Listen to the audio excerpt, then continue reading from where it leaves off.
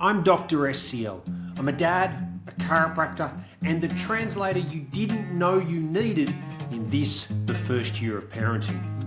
This is Decoded, the first year, the podcast that turns baby brain confusion, mum burnout, and milestone panic into clarity you can actually use.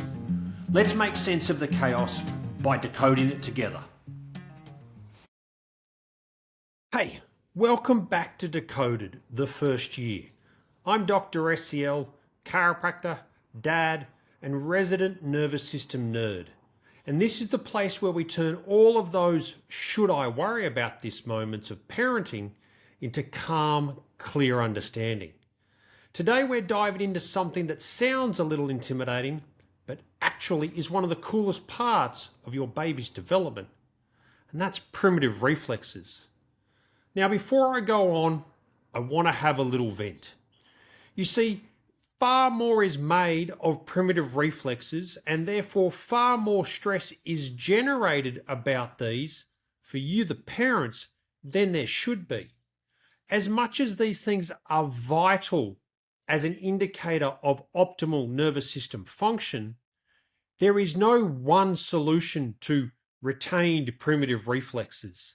It is not a diagnosis, it is not a label.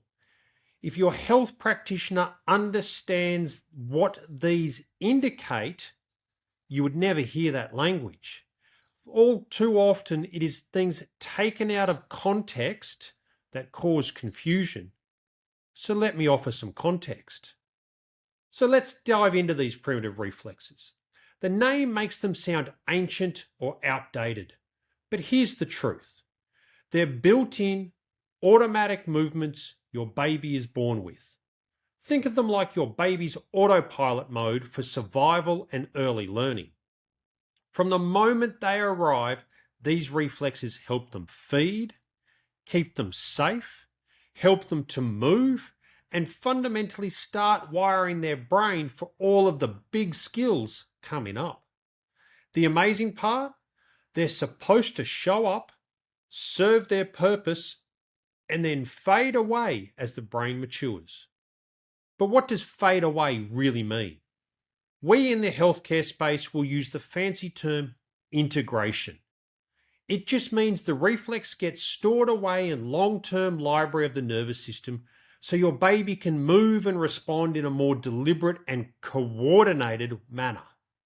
When these reflexes integrate on time, movements get smoother, coordination improves, and the nervous system can focus on the higher level skills such as rolling, sitting, crawling, and ultimately walking. It's when these reflexes hang on for too long, it's like your baby is still being interrupted by those old autopilot commands, and that they can cause some serious bumps in the road because they fundamentally no longer serve. So, what does this look like in real life? These are a few examples that I've seen in the office just this week. A baby who startles hard at this every sound or touch, even at the age of 5 or 6 months. This is most likely affecting their sleep. They may well have a retained Moro reflex, which is still in the driver's seat. A baby who always turns their head one way during feeding, and it's been identified that the spine and the neck are moving well, may be linked to an unintegrated ATNR reflex. A baby who struggles to latch when breastfeeding sometimes will have a rooting reflex which can be either overactive or under-responsive. Perhaps one of my favorite is a baby who is delayed in their walking. The oldest I've had was 22 months, and they still had a retained plantar grasp reflex. This reflex is the neurological indicator as to whether that child is ready to walk or not. So the part of this that no one talks about is that the reflexes, primitive reflexes we're talking about, are controlled by your baby's brainstem. That is the survival center, the very primitive part of the human brain. If that system is under stress from potential birth tension, a difficult delivery, or any form of ongoing overload, reflexes can hang around for longer than they should. So the question is, what are the stressors for the brainstem and cerebellum, the parts of the brain responsible for movement and learning? One of the biggest drivers? Spinal function and spinal postures.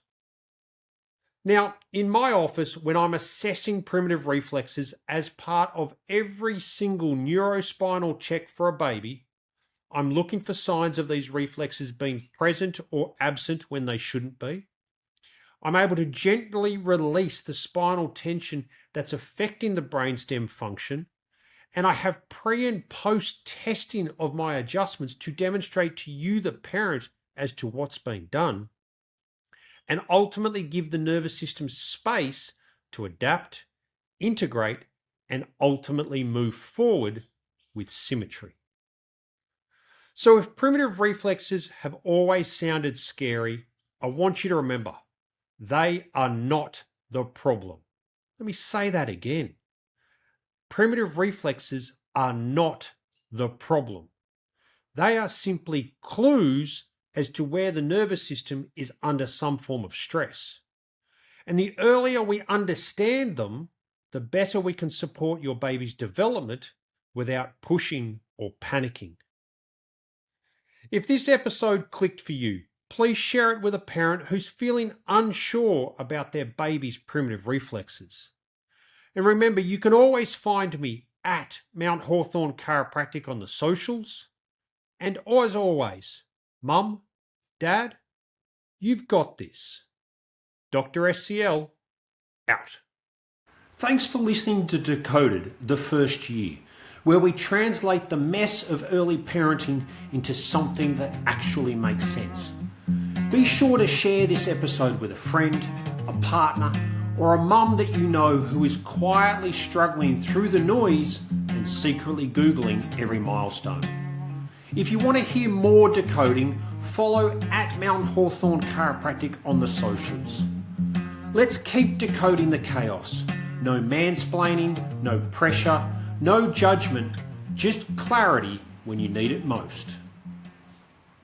Please note, this podcast isn't medical advice. It's just smart strategies from a Gonstead chiropractor, a dad, and someone who's been in the room with hundreds of mums trying to make sense of their baby's development, their own postpartum recovery, and the constant noise that comes with modern parenting.